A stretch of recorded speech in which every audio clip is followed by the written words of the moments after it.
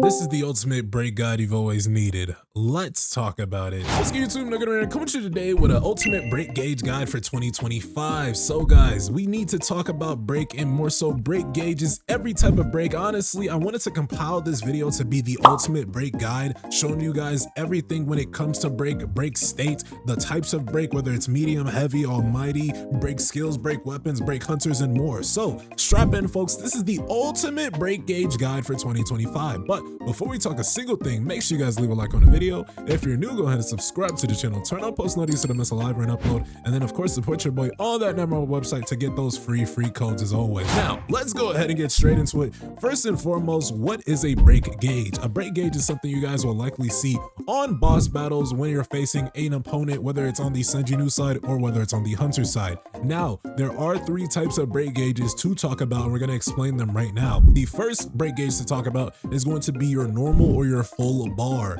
This is going to be a one-time break bar in which when you guys finally break this, your opponent enters a break state, and we'll talk about break state in a bit, but your opponent enters a break state, and then from there they'll be able to take a bunch more damage on the back end. With the reoccurring break gauge, it basically is the same length as a normal break gauge, but it is weaker in the sense that it is way easier to break a reoccurring break gauge, because the gimmick with a reoccurring break gauge is that your opponent gets that over time. So after a certain amount of time passes and the reoccurring break gauge does end, then your opponent basically gets their break bar back, and then you guys can break it again, kill them, whatever the case may be. And then the final break to talk about is going to be a quick time break gauge, and then I usually call this a QTE break gauge. Don't really know what the official name is called, but with the quick time break gauge, these are conditional break gauges in which your opponent will randomly, usually it has to meet a certain condition, but when that condition is met, your opponent does go into a break gauge state, and you guys have an allotted amount of time. This is probably the shortest amount of time you have to break an opponent, and if you guys don't break an opponent, usually a big attack happens, you take a wave amount of damage, and in some cases it's instant death. So now that we've talked about that, let's say you break any one of these break gauges. Where do you go from there? When you guys break an opponent's break gauge, that is called a break state.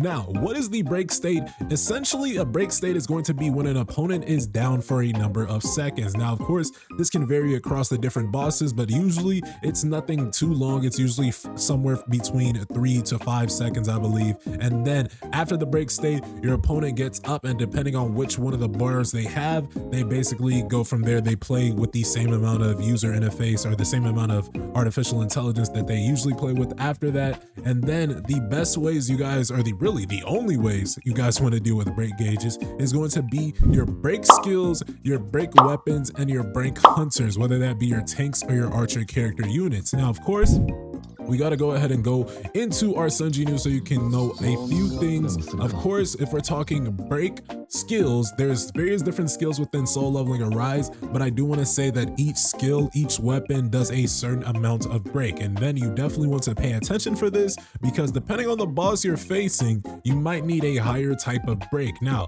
let's go ahead and start at the lowest variety. I believe we can find a weak break somewhere in here. I believe it's in multi-strike. Yep, under Pummel. This is the first variant of weak break you guys will see. So weak break generally won't do a lot of break. Again, it's in the title. A weak break will likely do a minimal amount of break to an opponent's gauge. And then if we go to a different rune in this one, we have something called medium break. Medium break though, medium break will do a medium amount of break damage, and then we do have something called heavy break. So something within Death's Dance, we're gonna likely see this. Heavy break is probably one of the most break damages you'll see in the game, or at least that's what I would have said last year until we got the introduction of Almighty Break. And Almighty Break is definitely the best break in the game currently, as it's 2025 of March.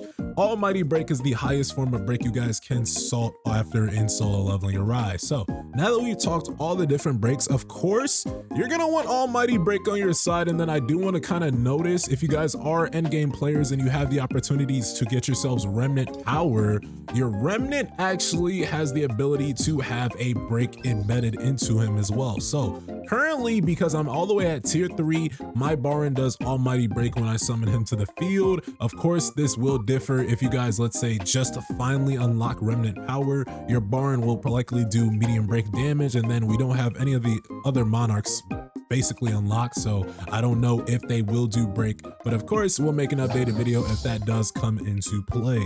Now that we've talked about the different types of break, of course there's much more that comes into play, more so break strengths. Of course I do want to explain this, but what is a break strength? Honestly guys, the best way to explain your break strength is going to be embedded behind your total power, and of course let's go ahead and talk about it. So all in all, what I am saying is the strength of your break will be related to whether you guys are in the red, in the white, or in the blue as far as your total power. Now, if we get into a match, then you can see what I mean when I say total power. So every time you guys get into a match, you want to look at the top bar here where it says total power for your entire team. That's going to be whether it's your Sun Jinwoo and your hunters or just your hunters only. It's going to also tag along your shadows and your remnant power if you have it. Whatever your total team power is, very much factors into the different types of break you will do. If we go ahead and get into this as an example, right now KARGALGAN, I'm in the blue for this KARGALGAN, so he's going to be broken with a bit more ease as far as his break gauge. But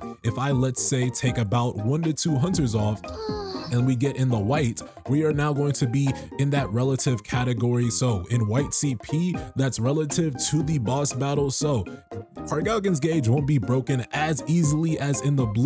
And then if we go super under the recommended TP, KARGALGAN at the red, it's going to be very extremely hard to break him at the red. And then there's things that also add to this when you're talking about something like a flame tick. When you're dealing with things like flame tick, you probably will only see this in Proof is Strong for your Encore and Instance dungeons, and in the Workshop or Brilliant Light, you likely will see this for the Proof is Strong as well. And then sometimes for hard mode, you see this as well. The flame ticks are to be taken very extremely seriously. I believe it's 50k CP per flame tick. So go ahead and factor that in. We are now going to get into this and show you guys what my break gauge looks like, or what my breaks look like when I am in the red CP versus KARGALGAN. Now, of course, I already recorded and played him in the blue CP, so maybe you can see the comparison, but let's go ahead and get behind him.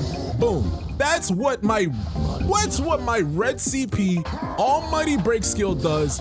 Look at it, it's barely even hurting him. So all in all guys, you need to pay attention and you need to factor in what your CP is going to do, because for different break strengths, that will totally depend on your CP. So as I said, if you guys are in that red CP, it's going to be extremely hard to break. And then if you're in that white CP, so let's get 2 hunters, let's say, on the field, get us in the white. Oh no, you so human, you're too damn strong, lady. Let's get us in the white. We are going to be dealt with normal break difficulty, and then yes, let's go ahead and throw that glamorous model back on the field. We are now going to be met with blue difficulty, meaning it's going to be the easiest way to break. Now, of course, let's go ahead and show you guys the differences. I just showed you guys how it looked when I had red CP. This is what it looks like when I have a blue CP, and that difference is honestly insane. So 2 skills basically take him at half of his break potential, and then when I do get these rotations back, then I will have the full amount and basically have the ability to break him from there. So let's go ahead and break him and show you guys what I mean. This is why this matters so much, and this is why I thought we really needed this guide, because as you guys see, the big boy KARGALGAN, he's down bad. He has nothing he can do. He's our freaking puppet right now. But regardless guys, make sure you lock it in when you are looking at things like your CP to factor in your different break strengths. Now, of course, there's ways to get around even if you do have, let's say, whatever, you're in the red, you're in the white, you're in the blue. There are conditions that improve your breaks. Now, let's go ahead and talk about them. These are going to be a plethora of things, but the main things to talk about are going to be your artifacts, your blessings that you're rocking, your weapons that you're rocking, your QTEs that you might be rocking, and then if you're playing either Workshop or Brilliant Light or Simulation Gate, then there's something called blessings for Workshop, and then there's something called codes for Simgate that can also improve your break. So pay attention to the artifacts you're equipping, pay attention to the blessing stones you're equipping, pay attention to everything you're equipping, because it matters so much more. If we go down to my bottom left corner for my Sun Jinwoo, I currently have the legendary pulverized blessing stone equipped, and what this gimmick is, the power of your break effect increases to your enemies by 30%. So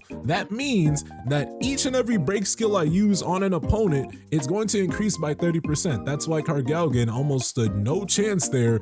Using 2 almighty break skills and half of his break bar is basically gone, right? And then I do like this for the other effect. The damage you do to targets affected by the break effect increases by 30%, so they'll be ending up getting more damage, and more damage. So all in all, this is a very, very good blessing stone. If I take this off right now and go back to it, in the blue, let's go ahead and show you guys a quick comparison to show the essential use of blessing stones, essential combos within the game of Soul Leveling Arise. So if you remember, 2 break skills with legendary Pulverize took him to under half of his break gauge. Now let's go ahead and see what we're looking at here.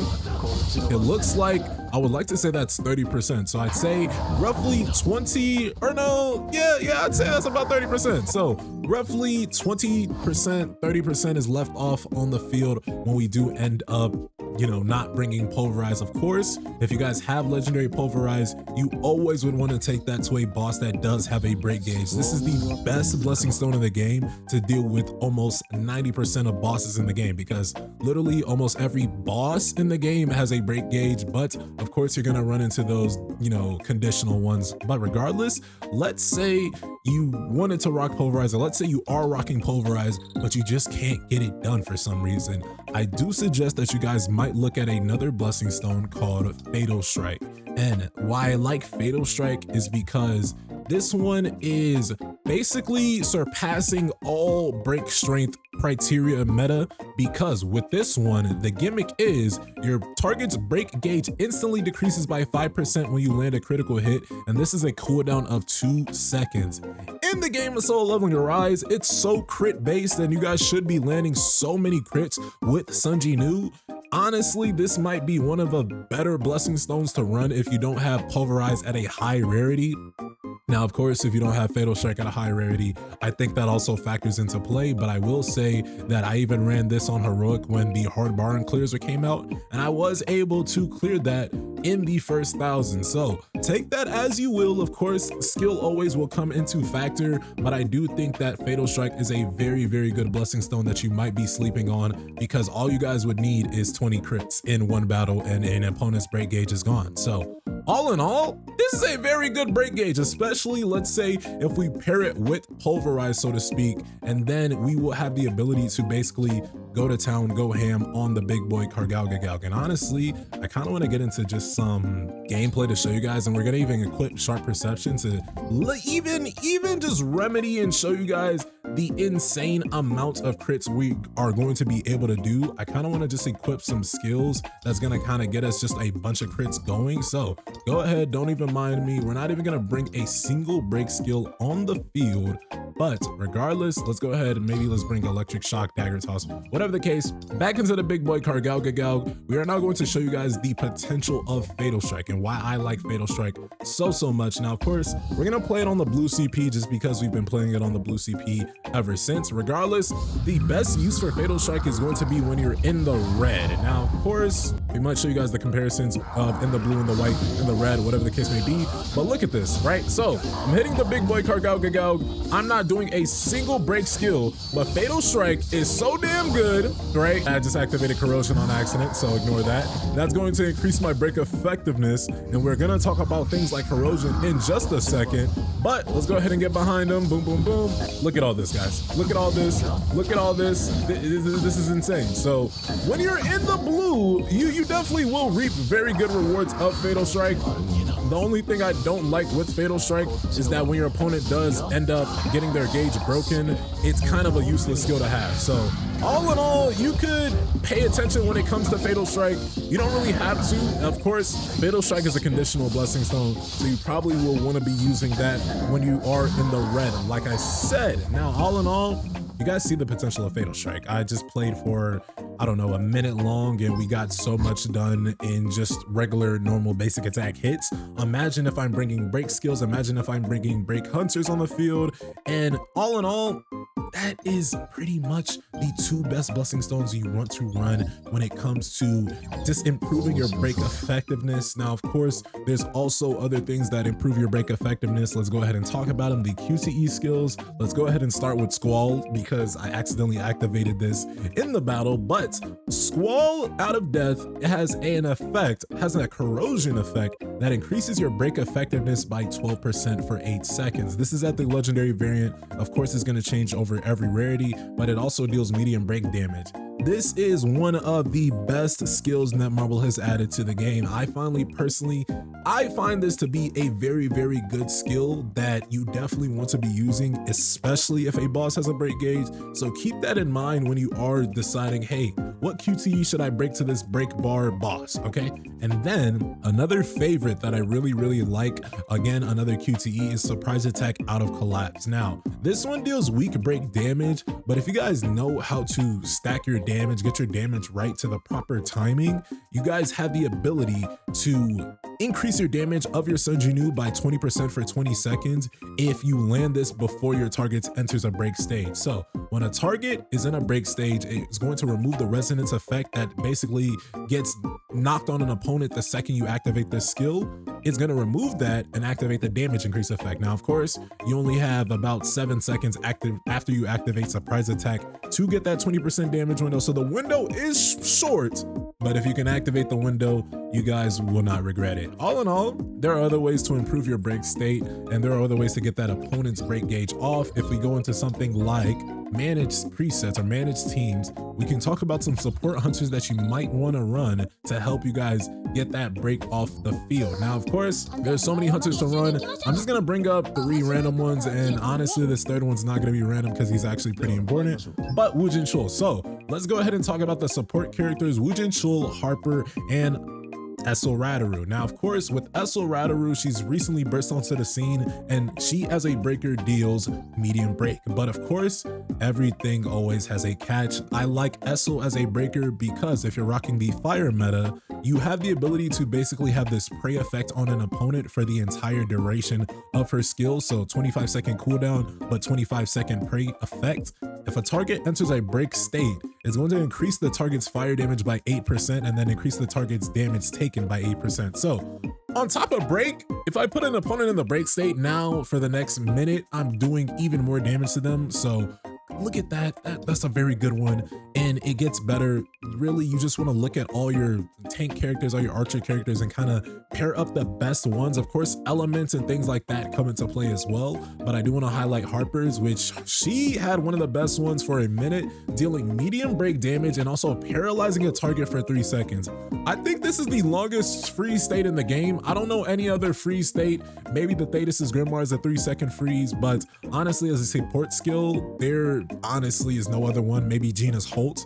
But of course, there's no other break skill that will freeze your target for a long amount of time. So medium break damage, and that one's pretty cool. And then I do want to showcase to you guys Woojin Chul's medium break damage. And then when this skill is used, it increases the max number of dashes instances by 2 and charges for 20 seconds. So let's say you're in a battle, you've used up all your dashes. Let's say a proof of strong, so you don't even have as many dashes anyway.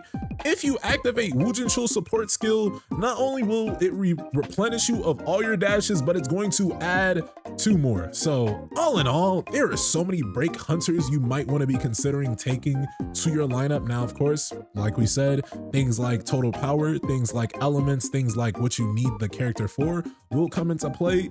But on top of that, we can actually improve the break that these hunters do as well. That's when we're going to dive into something called artifacts. Now, you can already see it on Harper and Essel, but the best artifacts for tank characters are usually going to be the following. That's going to be your Burning Greed or going to be your Solid Analysis. Now, the rule for break hunters, I wouldn't run Burning Greed on more than 1 break hunter if I, let's say, brought 2. if I ran more than one break hunter, one of my hunters would likely have something like solid analysis. I don't think any, oh, Essel has it. So Essel would probably have solid analysis paired with Peridot. Harper would probably have 8P's burning greed. And then if I did bring a third breaker, which is pretty rare in this day and age, I think that third breakers aren't really too much necessary. So all in all, I'd probably substitute this with, let's say, Gina, who has burning blessing. That's probably what my lineup would more so look like. So all in all though, if you do bring a third breaker, I suggest that you do put on an 8P's burning blessing set. It's just that 2 8P's burning greed sets, you can't really get the full benefits from this. I don't see it unless you're doing a long drawn out battle.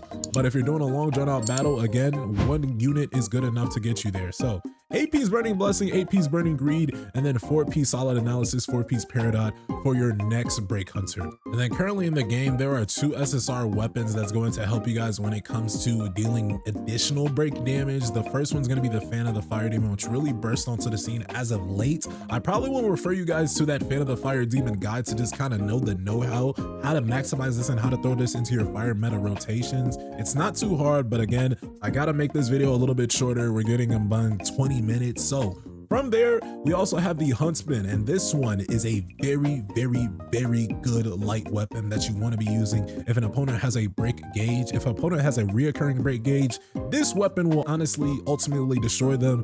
And from there, I'm going to refer you to the Huntsman's guide as well. Now, all in all, that's just the real operation of how break works. All in all, when you guys get into the battle, it's going to be harder to kind of just pay attention to all the variables because there's so many variables to consider, right? When do I activate this break skill versus when do I activate this break skill? When do I activate this hunter versus when do I activate this squall QTE? All in all, guys, play the damn game, get better at it, and then you guys will figure it out from there. I think that you guys all have the ability. If you're watching this video, you probably needed some suggestions on how to maximize your break damage. And I do believe in each and every one of you, you guys will get that break gauge going. But with that, what do you guys think of the ultimate break gauge guide for 2025? Go ahead and leave your thoughts, theories, and comments below. Don't forget to subscribe to the channel, turn on post notifications, and with that, I'll see you guys in the next one. Y'all take care. Peace.